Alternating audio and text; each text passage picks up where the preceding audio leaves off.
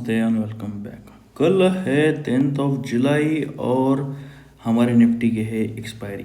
अब दो चीज़ें हो सकती है। आप देखो मार्केट जिस तरह से परफॉर्म कर रहा है, आप देखो मार्केट फिर से अपने जोन में वापस आ चुका है। और आप देखोगे तो हमें देखना होगा कि कल के लिए हमारे पास कहाँ पर अपॉर्चुनिटी हो सकती है, ग्लोबल मार्केट कैसे परफॉर्म कर रहे हैं। और आज है 9 जुलाई और आज हमारी यूएस के साथ ट्रेड डील होने वाली है या फिर होती है या फिर नहीं होती है।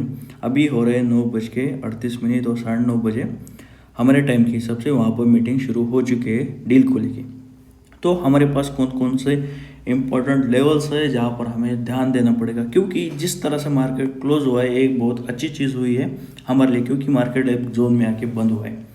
अब हमारे पास 2-3 लेवल है जिस पर हमें ध्यान देना पड़ेगा, लेकिन उससे पहले देख लो एफआई और डीआई का डाटा देख लो, आपको क्या पता चलता है। आप यहाँ पे देखो, जब एफआई और डीआई का डाटा आया तो हमें क्लियरली दिखा कि दोनों ने आज में एक नेट टू नेट हमें बाय देखने को मिले। एफआई ने थोड़ी कम की है कंपेयर टू डीआई, लेकिन सेलिंग तो नहीं हुई है। इस बात पे हमें क्या पता चलता है, तो आज जिस जिस तरह की निगेटिविटी थी या फिर मार्केट में जो लास्ट हाफ एन आवर में सेलिंग आई है, वो प्रो और रिटेलर्स की वजह से आई है कि मार्केट में वो न्यूज़ की वजह से अपने ट्रेड से एग्जिट हुए और नेट पोजीशन कम किए। अगर आप ग्लोबल मार्केट देखोगे तो 2-3 चीज़ें क्लियर होती है यहाँ पे कि यूएस के फ्यूचर अभी साइडवेज टू पॉजिटिव है। यूरोपियन मार्केट में अच्छी खासी तेज़ी देखने को मिली है कल भी और आज भी, लेकिन एशियन मार्केट में आज हमें थोड़ा सा दबाव देखने को मिला। वहीं पर हमारे मार्केट में भी थोड़ा हमें साइडवेज तो दबाव देखने को ही मिला। तो इससे 2-3 बातें क्लियर हो जाती है और हमारे एक बेस्ट ट्रेड मिलने के चांसेस ओपन हो जाते हैं। क्योंकि अगर आप देखोगे तो कल के लिए क्या हो सकता है, अगर डील फाइनल हो जाती है तो हमें एक गैप अप देखने को मिल सकता है, लेकिन बैड न्यूज़ आती है। अगर टेक्निकली देखें तो हमें एक गैप अप देखने को मिलना चाहिए, लेकिन मार्केट में न्यूज़ बेस्ड ट्रेड हो सकता है। तो कहाँ पर हमें सबसे इम्पोर्टेंट लेवल है, आप यहाँ पे देखो तो हमें एक जोन देखने को मिला है। इस जोन में हमारे लिए बेस्ट अपॉर्चुनिटी है। क्यों कह रहा हूँ, अगर डाउन साइड ब्रेक होता है तो डाउन साइड में फिर हमें फ्राइडे वाला लो यानी कि 25,300 रिटेस्ट होते देखने को मिल सकता है। अपर साइड में आप यहाँ पे देख सकते हो ब्रेकआउट फेलियर जैसा, अगर डेली कैंडल में देखोगे तो हमें देखने को मिलेगा।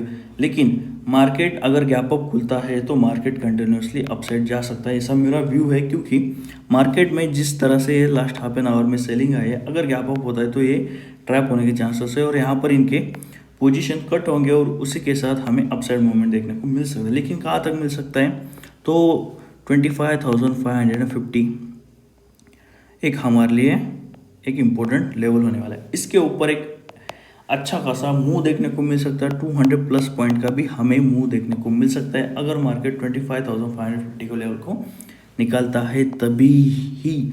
उसके बाद अगर मार्केट 600 या फिर 700 पे रुकने के चांसेस कम है, अगर मार्केट 25,550 को निकाल देता है।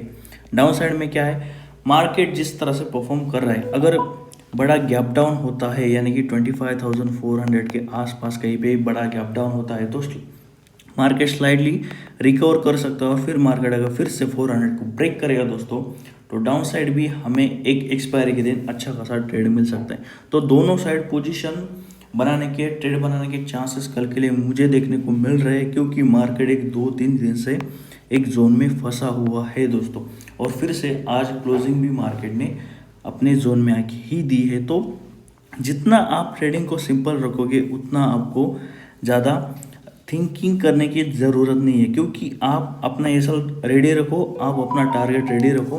उसके बाद मार्केट में आपको जब भी अपॉर्चुनिटी मिलेगी आपको कैप्चर करने में इजी होगा, क्योंकि आप उसमें अपना ज़्यादा दिमाग नहीं लगाओगे, क्योंकि आपको मार्केट के साथ जाना होता है। अगर आप मार्केट के खिलाफ जाओगे तो मार्केट आपको पनिश उसी के मार्केट के हिसाब से ही करेगा। तो आपको 2-3 चीज़ें इम्पोर्टेंट और इसी ध्यान में रखनी है कि मार्केट के साथ जाना है, यानी कि ट्रेंड के साथ ट्रेड करना है। और आप अपना एसएल टाइट लो, अगर आप गलत भी हो गए आपका एसएल जाएगा, आप एसएल देके बाहर निकलो, उसमें बैठे मत रहो। जब तक आप उसमें बैठे रहोगे ज़्यादा से ज़्यादा क्या होगा, तो आपका ज़्यादा नुकसान ही बढ़ता जाएगा। अगर आप देखोगे 8 अगर 10 बार आपने ऐसा किया तो चांसेस है सिर्फ 2 बार मार्केट आपके डायरेक्शन में रिवर्सल हो जाए, 8 बार आपका यहाँ पर लॉस बढ़ना तय है। 2 ही बार ऐसा होगा कि आप रिकवर हो जाए और आप प्रॉफिट में या फिर नेट टू नेट में क्लोज कर पाए। तो इसलिए जब भी आप एसएल के पास हो, एसएल देना सीखो। उसके बाद अगर बिगिनर हो तो टारगेट जब आता है तो प्रॉफिट बुक करो, छोटे छोटे प्रॉफिट आप ऐड ऑन करोगे, तभी आप बड़े प्राइस के प्रॉफिट के लिए बैठ सकोगे। तो जितना सिंपल रखोगे, जितना कॉम्प्लिकेट करोगे उतना कंफ्यूज होगे। जितना सिंपल रखोगे, उसके साथ ट्रेंड के साथ चलो, तो आपको पैसा बनाने की चांसेस उतने ही बढ़ जाते हैं। और अगर आप सेलिंग करते हो तो सेलिंग स्टार्टिंग में छोटी से शुरुआत करो, क्योंकि आप जब तक सेलिंग नहीं करोगे आपको बाइंग में पता नहीं चलेगा कि मार्केट में बाइंग में कितना पोटेंशियल है। इसलिए अगर आप सेलर बनोगे, ऑप्शन सेलर, तो आपको चांसेस ज़्यादा है कि आप ज़्यादा लर्न कर पाओ मार्केट को। मैं ऐसा क्यों कह रहा हूँ, क्योंकि जब तक आप सेलिंग नहीं करोगे 1-2 लॉट से, आपको पेशेंस आएगा, आप कंटिन्यूसली प्रॉफिट बना सकोगे। जब आपको ऐसा कुछ मार्केट स्क्वीज होते हुए देखने को मिलेगा, उस दिन आप अपना प्रॉफिट जो किया हुआ है पॉजिटिव नेट टू नेट में है, आप यहाँ पे एक प्रॉपर एसएल के साथ ट्रेड लेके आप बाइंग के साथ भी अपना कैपिटल बढ़ा सकते हो। तो ऐसा प्रोसेस होता है दोस्तों, जो आपको कोचिंग में सिखाते हैं कि आपका कैपिटल बचाते हुए आप किस तरह से आप अपना कैपिटल ग्रो कर सकते हो, अपना अकाउंट ग्रो कर सकते हो। तो अगर इन्फॉर्मेशन अच्छी लगी हो तो ज़रूर लाइक कीजिएगा, और चलो मिलते हैं कल। Thank you.